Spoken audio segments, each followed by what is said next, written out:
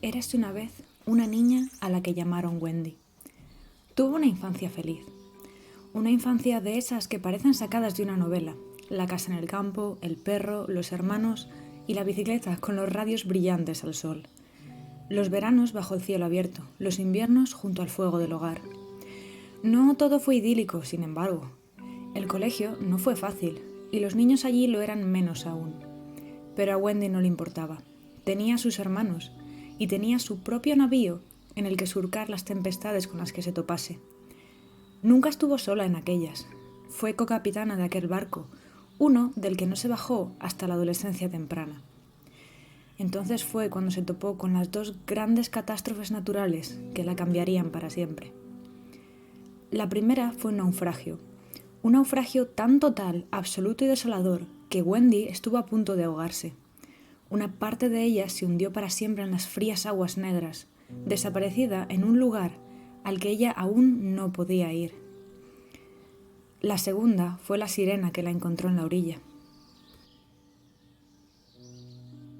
Era una sirena con alma oceánica, un ser salvaje alejado del mar y atrapado en las estepas castellanas. Una criatura apasionada e indomable, decidida y tan hermosa que, al mirarla, Wendy se sentía como si mirase directamente al sol. La sirena no era feliz en los bosques de Wendy, se sentía atrapada en los ríos. Ella pertenecía a otro lugar. Ella era algo más, una fuerza de la naturaleza que solo estaba de paso, que marchó y dejó a Wendy con 1.000.000 de preguntas y el sabor de la sal en los labios. ¿A quién amar y cómo? ¿Qué era el amor y cómo podía entender lo que había perdido? Actuaba como una niña subida en los tacones de su madre, intentando entender sentimientos a los que todavía no podía poner nombre. Sin embargo, había sentido todo aquello, todo aquel dolor, toda aquella alegría, todo aquel miedo. Wendy se sentía sola, sola y perdida. No sabía cómo acercarse de nuevo a sus hermanos.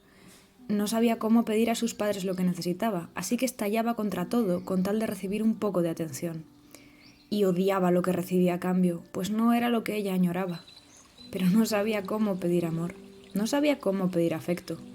Y al menos, mientras sus padres la regañaban por cada desastre, estaban allí, con ella. Y aunque fuera en una discusión continua, el subtexto era claro. Les importas, les importas, les importas. Y eso era mucho mejor que nada. Los años se sucedieron. Wendy seguía perdida, como una tormenta de verano que buscaba acantilados contra los que estrellarse. Un estallido de emoción tras otro, y lo que llevaba más dentro seguía sellado. Nunca habló de lo que realmente importaba. Nunca llegó a verbalizar sus miedos, su necesidad de amor, su soledad absoluta. Y cuando más guardaba aquel secreto, más crecía, más miedo tenía, más sola estaba. No todas las tormentas fueron terribles. A veces, al derramarse de nuevo sobre la tierra, sus estallidos de emociones despertaban algo más. Un acercamiento a su hermano, un nuevo amigo que acabaría siendo el pilar de casi todo su mundo. Un viaje, otro más. Un montón de palabras garabateadas en un cuaderno, el inicio de una historia. Pequeñas cosas que la hacían seguir adelante. Las chispas que evitaban que su luz se apagase para siempre. Y los años siguieron pasando. Fue entonces cuando conoció a Peter. Peter entendía a Wendy como nadie en el mundo, quizá porque él también estaba solo. Necesitaba el calor tanto como ella, necesitaba el afecto tanto como la propia Wendy.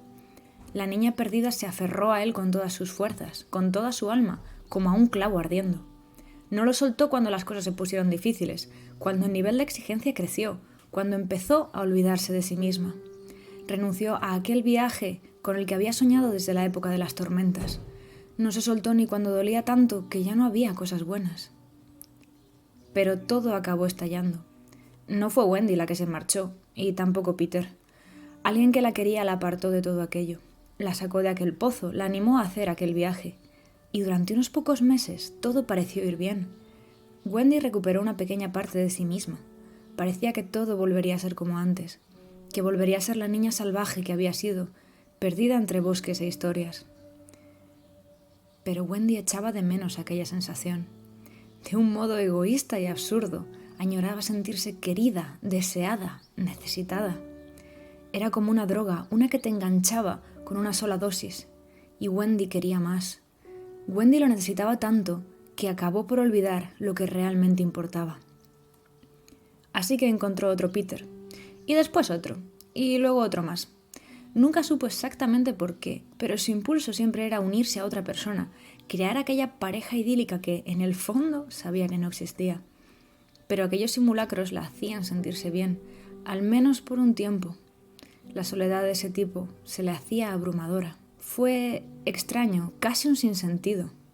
Wendy creció en más de un aspecto, hizo amigos, conoció a gente nueva. Ya no estaba sola.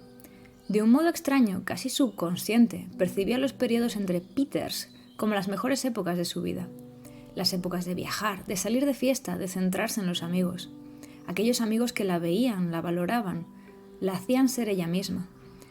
Los cachitos de Wendy que quedaban en pie encajaban mejor cuando sus amigos la abrazaban hasta juntarlos todos. Fueron aquellos amigos los que la enseñaron a mirar el mundo con otros ojos, a valorarse a sí misma, a dedicar tiempo a las cosas que realmente importaban. Y aunque Wendy cada vez estaba más segura de que aquello era lo que quería en realidad, aquellas risas y aquella complicidad, algo dentro de ella seguía roto y buscando a quien aferrarse. El último Peter fue quizás el peor, y el mejor, a su manera. Wendy, pese a su propio sabotaje, había cambiado. Había aprendido a valorar a la gente que la rodeaba, a elegir quién entraba en su vida. Pero seguía siendo una adicta a aquel amor enfermizo, a aquel sentirse querida, deseada, necesitada. Y aquel último Peter se lo daba todo de la forma más brutal, en oleadas. Momentos de la más pura felicidad, momentos de ansiedad y pérdida. Wendy era una drogadicta persiguiendo su dosis, volcando todo su ser para recibir aquellas migajas de afecto volátil. Pero Peter no era como ella. Peter no elegía a quién dejaba entrar en su vida. Dejaba entrar a todos, sin distinción, y aquello imponía a Wendy unas compañías que ella ya no estaba dispuesta a soportar. Se negaba a llamar amigas a personas que ella consideraba tóxicas. Lo veía como degradar la relación que tenía con sus auténticos amigos. Sus amigos que, junto a sus hermanos, eran todo su mundo, y que le decían que se merecía algo más. Con la llegada de la primavera, Peter se marchó. Quizá a los ojos del mundo fuera Wendy la que lo dejó a él, pero moralmente fue Peter quien se fue. Sin estallidos, sin grandes traiciones, sin reproches siquiera. Y aquello fue lo mejor que podría haber hecho por ella. Casi en el mismo momento que Peter la dejó atrás, otro naufragio irrumpió en la vida de Wendy. Inesperado, devastador en medio de aquel páramo en el que no había nada a lo que aferrarse. Y cuando Wendy extendió la mano, sola, casi a tientas, tropezó con la de su prima. Y otra de sus primas sujetó su otra mano. Ellas se aferraron a sus hermanos y estos al resto de sus primos. Y de pronto ya no estaba sola. Ninguno estaba solo. Eran una familia, al fin y al cabo. No podían ser más distintos unos de otros, pero el núcleo de lealtad, cariño y fe ciega estaba en el centro de todo, manteniéndolos a flote. Y cuando la tempestad amainó levemente y los náufragos volvieron a la orilla, Wendy regresó a la casa del valle. La casa, de pronto, estaba completamente vacía. El vacío era casi palpable, llenaba el espacio con su mutismo atronador. El silencio descendió sobre aquella cama, aquella casa, aquel valle. Y cuando los sollozos de Wendy se apagaron, por las ventanas entró el canto de los pájaros. Y luego sonó el teléfono, y aquel teléfono contenía las voces de sus amigos, las voces de todas aquellas estrellas que brillaban tras las tormentas. Y Wendy les prometió que no habría otro Peter. Cuando casi parecía que la vida iba a retomar su curso, una plaga invadió todo. Las instrucciones eran claras: no salir de casa, no propagar la tragedia. Encerrada con su gata y su millón de recuerdos, Wendy no supo qué hacer. No recordaba quién era cuando estaba sola. Los últimos 9 años habían sido un borrón, un volcarse en un Peter tras otro sin apenas espacio para sí misma. No sabía qué hacer, pero era endemoniadamente buena cuidando de los demás. Tal vez solo era cuestión de cuidar de sí misma. Sin necesidad de ver a través de los ojos de Peter, Wendy redescubrió el valle. Había rechazado aquel lugar con todo su ser, pero un día, mientras caminaba, encontró un botón de oro a la sombra de un tejo. Recordó el año anterior, cuando en sus paseos en soledad recogía aquellas flores para alegrar su casa, y de pronto pensó que si los botones de oro echaban raíces allí, ella también podría. y si bien los tejos representaban la muerte, Wendy lo vio como si se tratase de una tirada del tarot.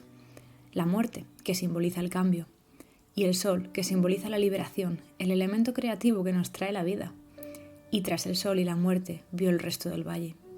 Los árboles, las flores, el agua y la luz. Y tras ello todo vino en oleadas.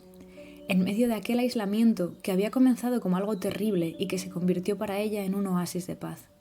La comida que le gustaba, los libros que llevaba tiempo sin leer, las acuarelas que la esperaban casi temblando de emoción en sus estuches, viejos carboncillos que llevaba siglos sin tocar y que de pronto querían contarle historias viejas y nuevas, historias en las que Caperucita sabe lo que encontrará en el bosque salvaje, en las que Rapunzel baja de la torre por sí misma sin esperar a nadie, cuadernos llenos de historias a medio terminar, aficiones por las que se había acostumbrado a disculparse, el vino, el maquillaje, toda la coquetería por la que la habían llamado superficial, los viajes por hacer, los amigos a los que ver, la música y el arte.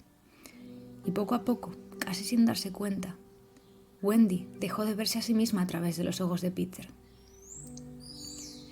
Wendy se dio cuenta de que no quería seguir siendo Wendy. Y la siguiente vez que topó con su reflejo fragmentado en las aguas de espejo de los ríos de montaña, ya no vio a Wendy. Quienquiera que estuviera allí tenía su propia luz, veía el mundo por y para sí misma. Vivía su propia vida y el amor que sentía por sí misma no era eclipsado por nadie. Cuando se vio allí, se dio cuenta de que, de la mano de sus amigos, había salido al sol por primera vez en su vida, y de que cuando ellos habían tenido que soltar su mano, ella había aprendido a seguir sola. La mujer que ya no era Wendy estaba allí, tendida ante la luz del sol, respirando hondo por primera vez en años, viendo el mundo por primera vez en años, y nunca volvería a la sombra de nadie.